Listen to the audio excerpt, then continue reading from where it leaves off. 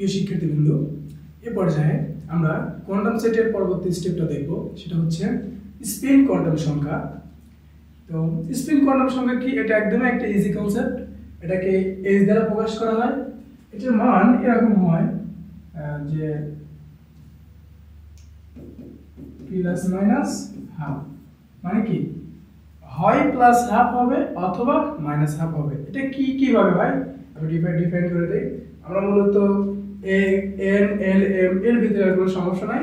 আমাদের প্রধান শক্তি স্তর একটাই কি ছিল? এন ছিল। সহকারী শক্তি স্তর যেটা ছিল এটা কি ছিল? অ্যাজিমুথাল বা যেটাকে সহকারী কোয়ান্টাম নাম্বার বলা হয় সেটা এল ছিল। আর এমটা কি বা এল এর মানটা আমরা ডিরেক্টলি মুখস্থ বসাতে পারতাম, আর এম এর মানটা ম্যাগনেটিক কি ছিল? ডিরেক্টলি প্লাস মাইনাস বা অরবিটালের যে নাম্বারটা সেই নাম্বারটাই মূলত হচ্ছে এম এর মান ছিল। ওকে, এইবার আমরা যেটা দেখবো সেটা হচ্ছে এইখানে আরেকটা বিষয় দেখেন, আমরা এই যে শেলগুলো সাবশেলগুলো আঁকাইছি, সাবশেলগুলো আঁকানোর পরে তার ভিতরে যে অরবিটালগুলো আছে এই অরবিটাল আবার নাম আছে। আপনারা চাইলে এই নামগুলো একটু চাইলে বলতে আপনারা এই নামগুলো একটু মুখস্থ করতে হবে, প্রয়োজন করতে পারে। যেরকম কি এস এর জন্য কয়টা অরবিটাল? একটা অরবিটাল, ওর জন্য শুধু এসই না। পি এর জন্য অরবিটাল কয়টা? তিনটা অরবিটালের আলাদা আলাদা তিনটা নাম আছে। সেটা হচ্ছে কি px py pz। আবার হচ্ছে ডি এর যে ছয়টা অরবিটালের আলাদা আলাদা নাম আছে, নামগুলো একটু মুখস্থ করে নেবেন। এফ এর যে সাতটা অরবিটাল আছে, সাতটা অরবিটালের নাম আছে। আর অরবিটালের যে নাম্বারগুলো সেগুলো তো ডিরেক্টলি এম এর নাম্বার বা এম এর ভ্যালু, সেটা আমরা গত ভিডিওগুলোতে দেখছি। এখন আমরা এসটা তাহলে আসলে কিভাবে প্লাস হাফ বা মাইনাস হাফ এই মানটা আসলে বা ভ্যালুটা কিভাবে বের করবো সেটা আমাদের দেখার বিষয়। তাহলে আসি, এখন আমরা যে বিষয় দেখব সেটা হচ্ছে ইলেকট্রনগুলো আসলে কিভাবে প্রবেশ করে, কিভাবে যে অযুগ্ম আকারে, এই কনসেপ্টটা বলি না, অযুগ্ম কনসেপ্টটা বলি না, এটা অন্তত আমরা বুঝতে পারি। সেটা হচ্ছে কি স্পিন, একমুখী স্পিন ভাবে ইলেকট্রনগুলো কি প্রবেশ করে অরবিটালে, একমুখী স্পিন ভাবে, দ্বিমুখী না। মানে কি কক্ষপথে কি একটা কক্ষপথ না, একটা ঘরে বা একটা অরবিটালে একটা ইলেকট্রন প্রবেশ করে, স্পিন কোন দিকে থাকে? উপরের দিকে। আর এইভাবে সম্পূর্ণ সাবশেল শেষ করার পরে তারপরে আবার নিচের দিকে স্পিন করে ইলেকট্রন পূর্ণ করা শুরু করে। বিষয়টা কেমন হয় আমি একটু ভালো করে দেখি। যে প্রথমে কি হয়, এইভাবে উপরের দিকে যায়, তার পরবর্তীতে এই ঘরটি আমার পুরা সাবশেলটা শেষ হয়ে গেলে পরবর্তীতে এসে পরবর্তী ইলেকট্রনটা নিচের দিকে যায়। মানে এটা 1 নাম্বার, এটা 2 নাম্বার। ওকে, তার মানে আমরা যদি পি এর জন্য যদি নির্ণয় করি তাহলে কোথায় যায়? আমরা অনেকবারই করছি এই বিষয়গুলো, যে প্রথমে এই ঘরে একটা, তারপরে এই ঘরে একটা, তারপরে এই ঘরে একটা, তারপরে এই ঘরগুলো যখন শেষ হয়ে গেছে তারপরে কি এইভাবে নিচের দিকে স্পিন করে পরবর্তী 2 নম্বর ইলেকট্রনগুলো এভাবে যাচ্ছে 1 2 3 4 5 6 এভাবে। ওকে, তো তারপরে ডি তে যদি আমরা আঁকাই তাহলে এইভাবে প্রথমে এই ঘরে 1 2 3 নাম্বার, 4 নাম্বার, 5 নাম্বার ইলেকট্রন এইভাবে, তারপরে 6 number, 7 number, 8 number, 9 number, 10 number. F এ যদি আঁকাই সিম্পল বিষয়, একই বিষয়, যে প্রথমে কি উপর দিকে 1 2 3 4 5 6 7, আবার 7 যখন পূর্ণ হয়ে যাবে তখন আবার নিচের দিকে 8 9 10 11 12 13 14। ওকে, এরপরে আমরা আবার এইগুলো ম্যাগনেটিক নাম্বারও নির্ণয় করছিলাম। কিভাবে? এটা এখানে শূন্য হয়, পি এর জন্য কি +1 0 -1, ডি এর জন্য কি আসে +2 থেকে শুরু হয়, +1 0 -1 -2, এগুলো আমাদের দেখার বিষয়। এফ এর জন্য +3 থেকে শুরু হয়, +2 +1 0 -1 -2 -3, এইভাবে হয়, তাই তো? এখন বিষয় হচ্ছে আমরা এই পর্যায়ে এসে সবগুলো মান বের করতে পারি, শুধুমাত্র এস এর মানটা বের করতে পারি। এস এর মান আর তেমন কিছুই না, এস এর মান আমি লিখেই দিছি যে plus minus half, S equal plus minus half, হয় প্লাস হবে অথবা হাফ, প্লাস হাফ হবে অথবা মাইনাস হাফ হবে। এটা কিভাবে হবে আমি বলি। আমাকে যদি নির্দিষ্ট করে দেয়, আমাকে যদি নির্দিষ্ট করে দেয় ইলেকট্রন, তাহলে একটা ঘরের ভিতরে বা একটা অরবিটালের ভিতরে আমরা যদি একটা অরবিটাল আঁকাই, এই অরবিটালের ভিতরে যে ইলেকট্রনটা স্পিনটা কি উপরের দিকে, এই ইলেকট্রনটার s এর মান হচ্ছে প্লাস হাফ,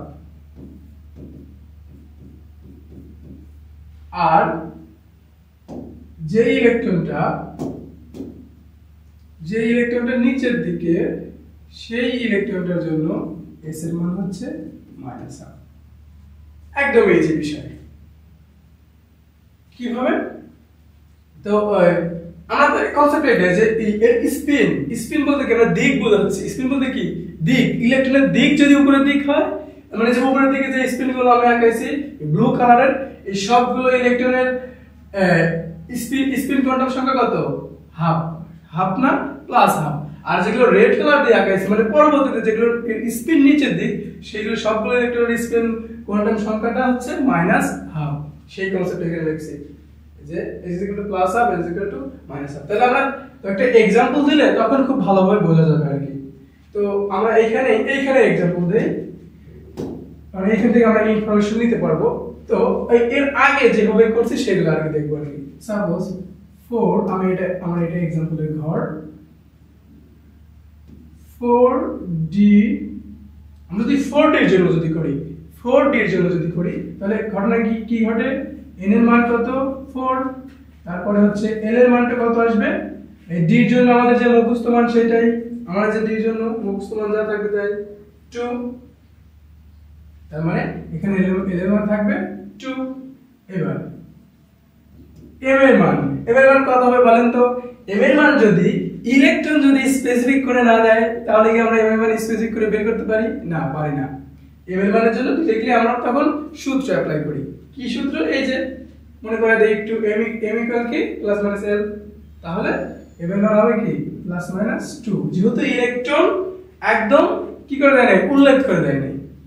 এইবার যদি s এর মানে যাই, s এর মান যদি বের করতে বলে, তাহলে s এর মানের ক্ষেত্রেও তাই, যদি ইলেকট্রন উল্লেখ না করে দেয় তখন s এর মানও কি হবে প্লাস মাইনাস হাফ। এই যে s এর মান কি আসবে plus minus half s equal, কারণ আমাদেরকে ইলেকট্রন উল্লেখ করে দেয় না। যদি ইলেকট্রন উল্লেখ করে দেয় সেক্ষেত্রে আমরা প্লাস হাফ নাকি মাইনাস হাফ s এর মান সেটা আমরা বের করে দেব y স্কয়ার কোয়ান্টামের মান। তাহলে এখানে যদি আমরা এইবার যদি একটা কাজ করি, ইলেকট্রন যদি উল্লেখ করে দেই, সাপোজ 4D কত দিব আমি? সাপোজ 4 দিলাম, 4 দিলাম। ওকে, যদি 4 দেই তাহলে আমার m এর মান কি আসবে?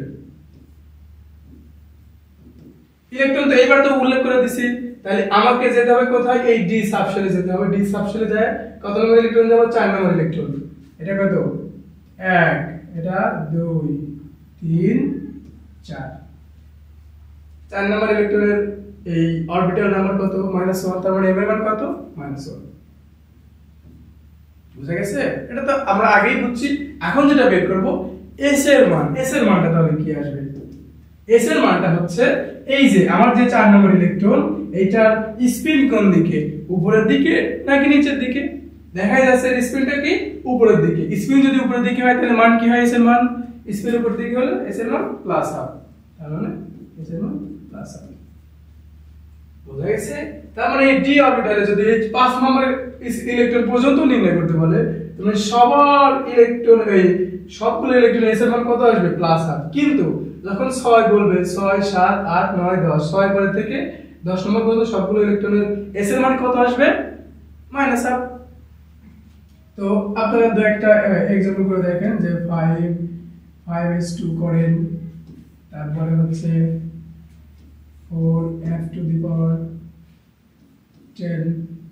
এই যে একটা হোমওয়ার্কস করে আপনারা ট্রাই করে দেখেন আসলে সব কিছু বের করতে পারেন নাকি মিলান নাকি। ওকে, তো এই ছিল আমার টোটালি কোয়ান্টাম সেট সম্পর্কে আলোচনা। আমাদের যে 4টা স্টেপ ছিল, এই কোয়ান্টাম সেট নিয়ে আমাদের আরো কিছু एग्जांपल আমরা দেখলে খুব সুন্দরভাবে ক্লিয়ার হয়ে যাবে। আমরা সামনে কিছু एग्जांपल দেখব এবং এই কোয়ান্টাম সেট আর ইলেকট্রন বিন্যাস নিয়ে কয়েকজন বিজ্ঞানীর 2-3টা নীতি আছে, সেই নীতিগুলো নিয়েও আমরা কি আলোচনা করব। আগে আমরা এগুলো বের করা শিখলাম, তারপরে ওই নীতিগুলো নিয়ে দেখবো আসলে কি ঘটনা, ওনারা যা বলছে সবকিছু সত্য কিনা, সেগুলো আমরা যাচাই বাছাই করবো সামনের দিনগুলোতে। আজকে এ পর্যন্তই, ধন্যবাদ।